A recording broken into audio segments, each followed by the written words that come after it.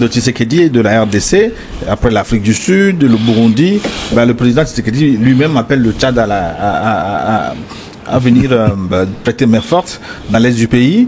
Tshisekedi a également envoyé son ministre de la Justice, au Bali, auprès de Assimi Goïta, qu'on sait certainement. Est-ce que cette mobilisation va permettre de changer la donne sur le terrain? Tant que les Congolais ne sont pas prêts à faire la guerre, aucune troupe étrangère ne peut les sauver. Mais s'ils sont prêts à faire la guerre, les troupes étrangères leur prêtent main forte et ils vont gagner la guerre. Mais au lieu de me dire qu'il est allé voir le Tchad, moi, je croyais qu'on dit qu'ils ont envoyé 20 000, 30 000 jeunes au Tchad pour se former.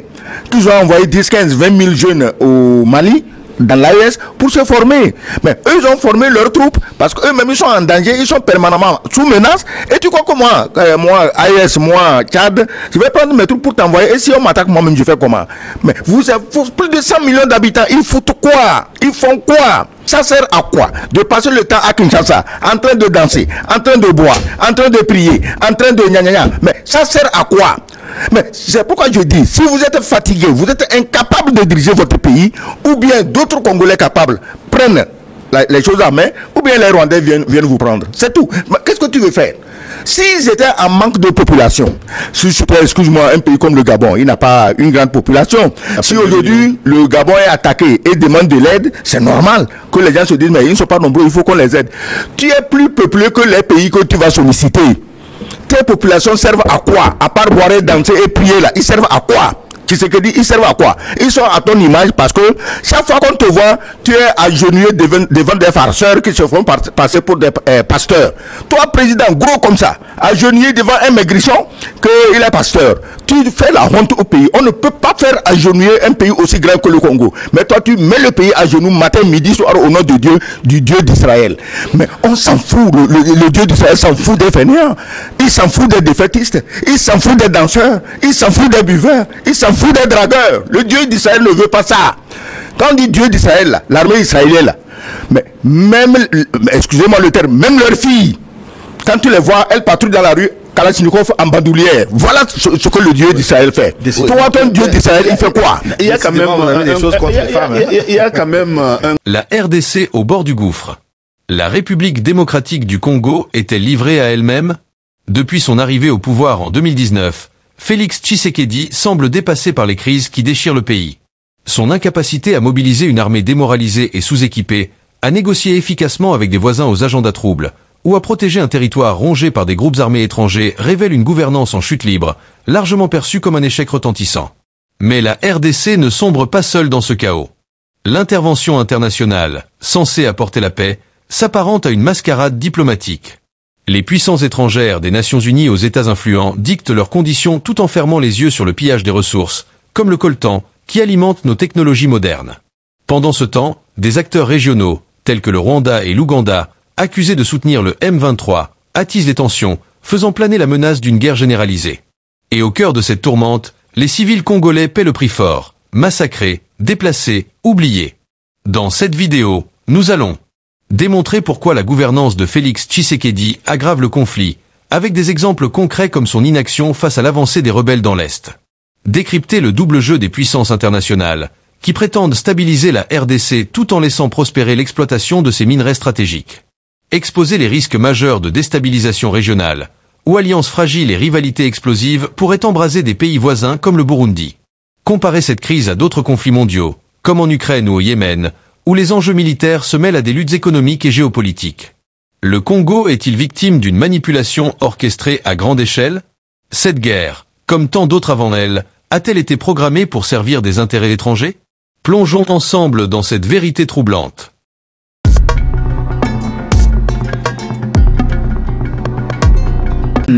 Étienne, j'ai dit, Tshisekedi, est-ce qu'il finalement, il est un des facteurs, un des problèmes, un des facteurs de cette crise dans l'est du pays? Oui, au risque de choquer l'opinion, que ce soit l'opinion africaine ou bien congolaise, je me demande toujours si Félix Antoine Tshisekedi était préparé à devenir le président de la RDC. Parce que j'ai eu la chance le mieux préparé pour cet exercice, ça devait être Félix, pour être le fils de son père. Oui, mais on peut être le fils de son père sans avoir les qualités de son père. J'ai eu la chance, dans le cas de mes fonctions professionnelles, de visiter plusieurs fois le Kinshasa, la RDC. Et j'ai été plusieurs fois. Et ma foi, il faut une main de fer pour diriger ce pays. Voilà. Il faut une main de fer pour diriger la République démocratique du Congo. Parce que non seulement le pays est vaste, mais il est difficile de gérer les Congolais. Je dirais même que la plupart des Congolais, je ne dirais pas tous, ne sont pas des citoyens. Parce qu'ils ne développent pas un tel amour pour la patrie. Et c'est dans ce cadre-là que... À quoi vous mesurez l'amour qu'ils ont développé? Quand je vois le désordre à Kinshasa... Voilà.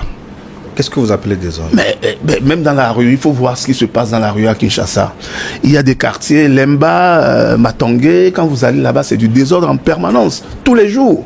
Et dans les rues, c'est impossible de circuler dans Kinshasa, parce que tout le monde fait à sa tête.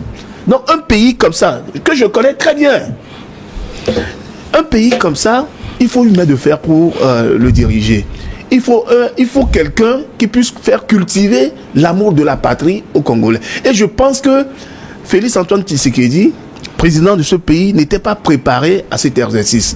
J'ai encore eu la chance de faire Bruxelles, où je côtoyais M. Tshisekedi souvent dans les rues de Bruxelles. Dans les boîtes. Bon, je ne dirais pas, je ne veux pas aller jusque là, mais je le côtoyais, je le voyais dans les rues de Bruxelles, où il arrivait même qu'on se retrouvait dans des bars où on prenait un café. Ouais, un café ou bien une bière, où il prenait aussi de son côté. Donc je me dis que la mort de son papa a permis à des apparatchiks de l'UDPS, le parti de son père, de le propulser à la tête de l'UDPS. Et ce qui s'est passé, pour qu'il soit à la tête du pays, ce sont des arrangements, comme disait l'ambassadeur, entre copains et coquins, pour que Joseph Kabila, qui était en froid avec la Belgique, qui était la puissance tutélaire, a commencé par déranger les États-Unis également. Ouais, les États-Unis dans une moindre mesure, mais avec les Belges, c'était vraiment à couteau tiré. Et on lui mettait tellement la pression, il s'est dit, bon d'accord, je vais quitter le pays. À la veille même de l'élection présidentielle de 2016, j'étais à Kinshasa dans le compte d'un média basé à Bruxelles avec un collègue, Damien Roulette. On était dans le bureau de Lambert Mende, qui était l'ancien ministre de la communication de Joseph Kabila. Tout ce qu'on a entendu en ce moment-là, alors que l'Est de la RDC brûlait déjà, où on avait déjà dénombré au moins 6 millions de victimes dans une guerre qui durait déjà plus de 20 ans. Ce qu'il disait pour la reconquête de l'Est, c'était incroyable. C'était incroyable. Donc, quand on a des ministres qui ont des idées pour dire non, tout va s'arranger, tout va se régler, une fois maintenant qu'on aura l'élection présidentielle, tout ira bien. Et mais comment ça ira bien, monsieur le ministre?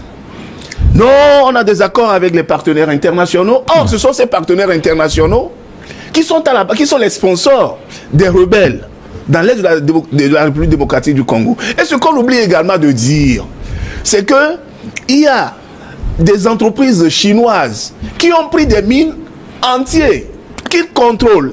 Et les Congolais ne vont là-bas que pour travailler dans les mines des Chinois. Quand vous voyez la ville de Kinshasa, mais c'est plein d'entreprises pakistanaises, plein d'entreprises chinoises. Et quand vous allez à la GECAMINE, qui se trouve à la Gombe, la GECAMINE, c'est la Fédération des entreprises minières du Congo. Vous avez au sein de ces entreprises, dans le conseil d'administration, des Chinois, des Pakistanais et des Européens, des Occidentaux. Comment vous pouvez comprendre ça? Que nous sommes ici chez nous, nous avons nos mines et que ce sont des gens à qui appartiennent des mines de notre sous-sol qui viennent nous dicter ce qu'on doit faire, Et ce sont ces gens-là qui donnent de l'argent un peu partout pour soudoyer les barons du régime, la présidence de la République, la primature, l'Assemblée nationale et, pire encore, la région de la province du Katanga, où il y a tellement de mines, où les gouverneurs de ces provinces-là dorment sur de l'or, sur de l'argent, sur du diamant. Comment voulez-vous que ce pays-là, miné par autant de corruption, ne soit pas à la merci de tous les groupes qui veulent s'emparer des ressources de son sous-sol? C'est ça le problème. Donc, Félix Antoine Tshisekedi est venu trouver un état de fait de corruption. Et au lieu de lutter contre cela, il a pris un entourage vorace qui s'est assis dans la corruption pour s'enrichir. Jusqu'à preuve du contraire. Vous avez vu le procès des 100 jours en RDC, où, comment il s'appelle, son ancien directeur de cabinet qui est devenu aujourd'hui Vital Kamere a été mis en prison. Mais pourquoi? C'est parce qu'on a donné de l'argent pour des projets, les gens se sont emparés, des centaines de millions de dollars. Et figurez-vous, y compris même dans la famille de Tshisekedi, sa famille politique et sa famille biologique, des gens qui se sont immensément enrichis, au détriment de l'armée, des soldats congolais, qui n'arrivent même pas à manger sur le front. Comment voulez-vous que ces gens-là puissent aller se battre? Ce n'est pas possible. À propos de Vital Kamere, il est redevenu aujourd'hui président de l'Assemblée nationale. Exactement. Or, les millions dont on parle, il les avait volés pour se donner les moyens d'épouser pompeusement une vieille divorcée libanaise. C'était ça, il n'y avait rien d'autre derrière. C'était pour un mariage. L'ancienne femme de Rasson, je crois. Voilà. Pour faire un mariage pompeux auquel même le sultan de Brunei n'aurait pas rêvé. Lui, il a fait ça au Congo. En volant l'argent. Il est encore aujourd'hui président de l'Assemblée nationale. Ça veut dire que la corruption donne droit à des promotions. Et il est assis. Et aujourd'hui, pour semer la pagaille, le désordre dans la tête même de ceux qui soutiennent le Congo, tu sais que dit non, que c'est Kabila. Depuis là, on n'a jamais entendu parler de Kabila. Hein. On parle M23, on parle Rwanda. Mais maintenant, il dit que non, que c'est Kabila.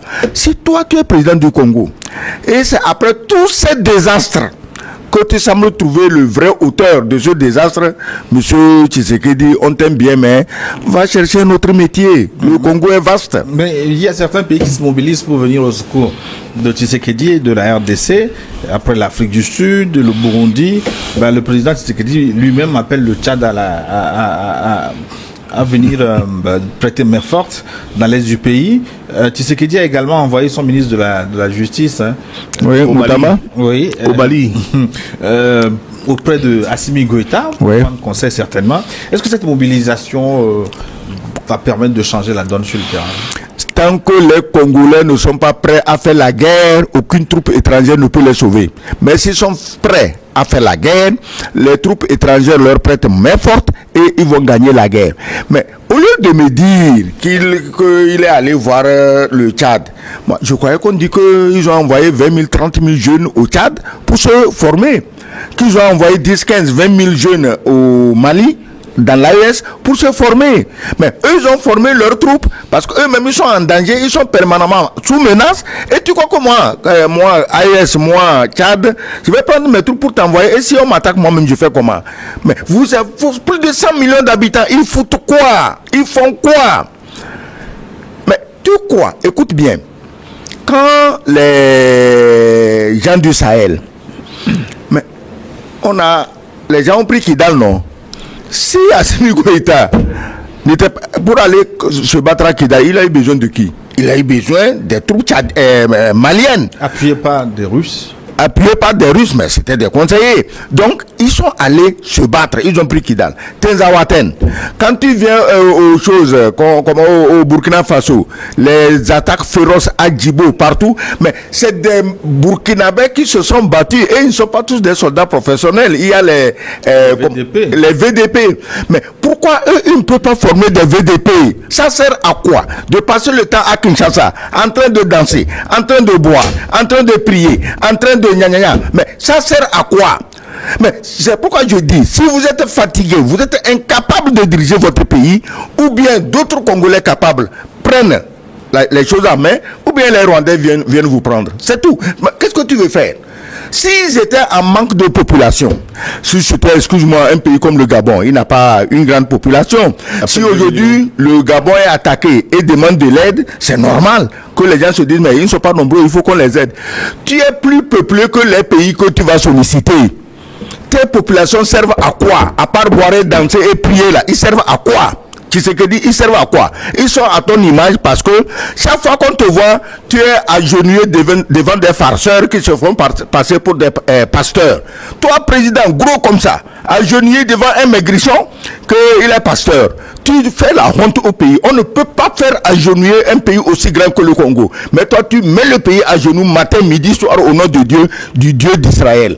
Mais on s'en fout. Le Dieu d'Israël s'en fout des fainéants.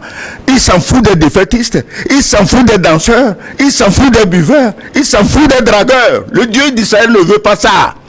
Quand on dit Dieu d'Israël, l'armée israélienne, là, mais même, excusez-moi le terme, même leurs filles, quand tu les vois, elles patrouillent dans la rue, Kalachnikov en bandoulière. Voilà ce que le Dieu d'Israël fait. Toi, ton Dieu d'Israël, il fait quoi? Il y a quand même des choses contre les femmes.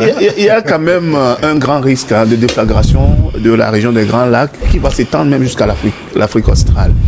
Parce que ce qui se passe aujourd'hui en Afrique, dans la région des Grands Lacs, menace même l'existence de certains pays, comme le Burundi, par exemple.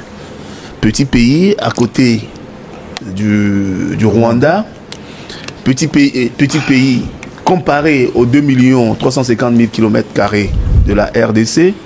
Et on voit en filigrane qu'il y a l'Ouganda qui est là. Mais il y a le Kenya qui a envoyé des troupes en RDC.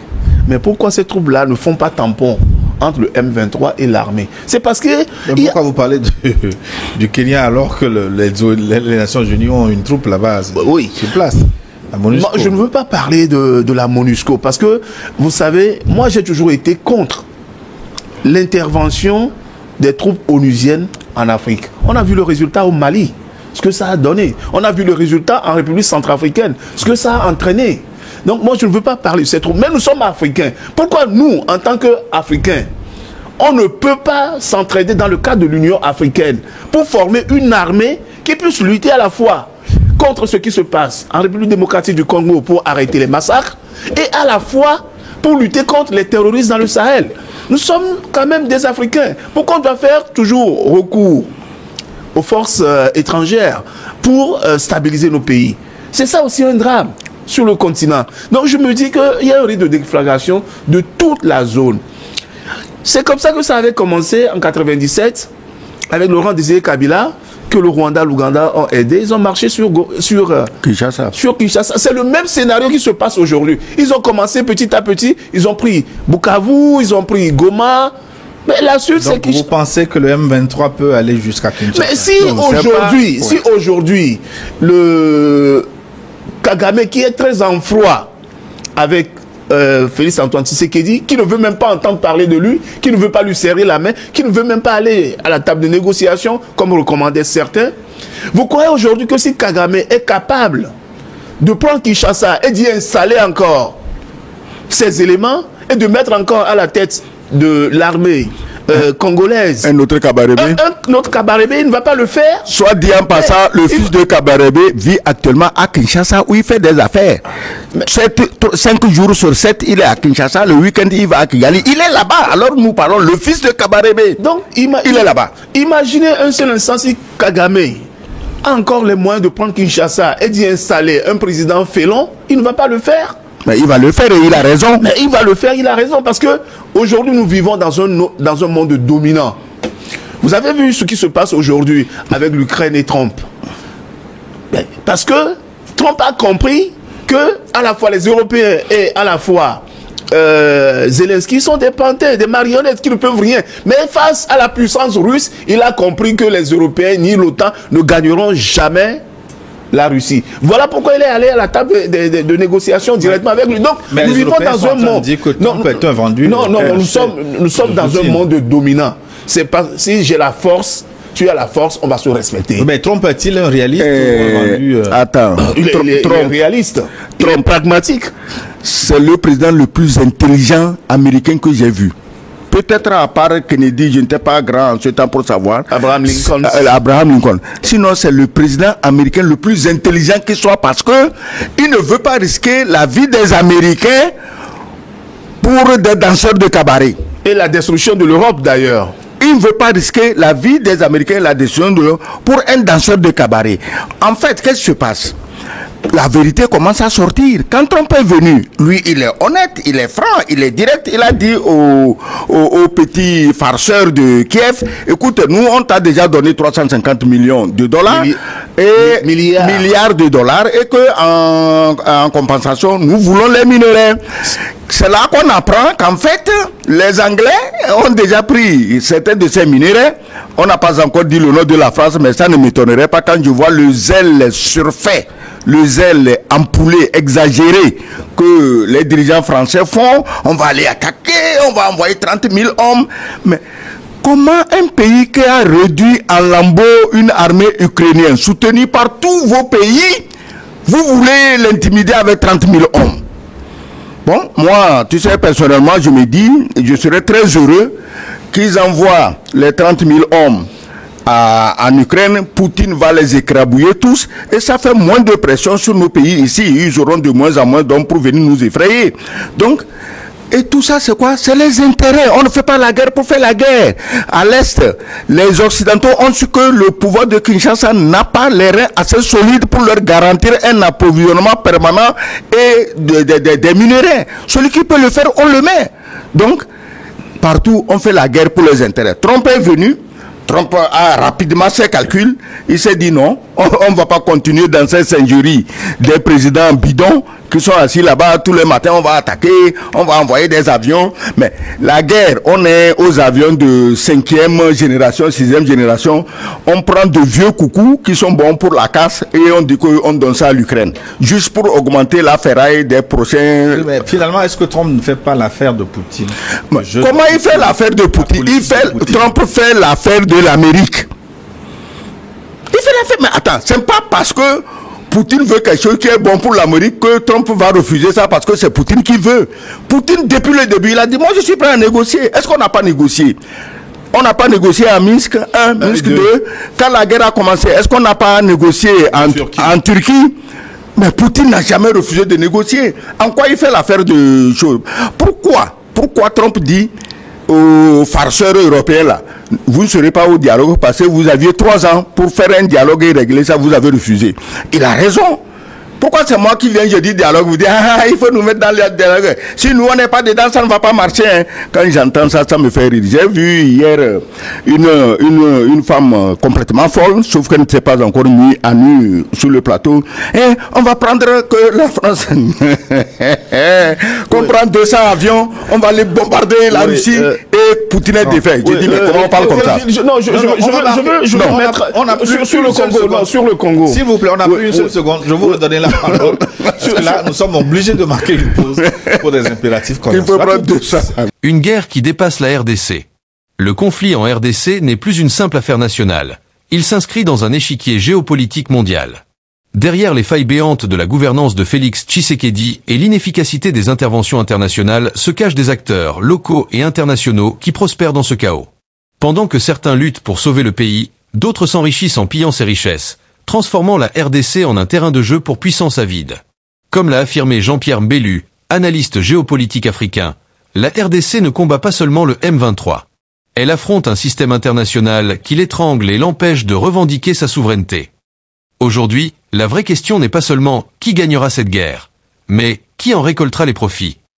L'avenir de la RDC reste incertain. Si ses dirigeants continuent de plier face aux pressions extérieures, le pays risque de n'être plus qu'un pion sacrifié. Mais un sursaut est encore possible, à condition de mobiliser ses 110 millions d'habitants pour reprendre le contrôle. Et vous, qu'en pensez-vous? La RDC peut-elle encore se relever?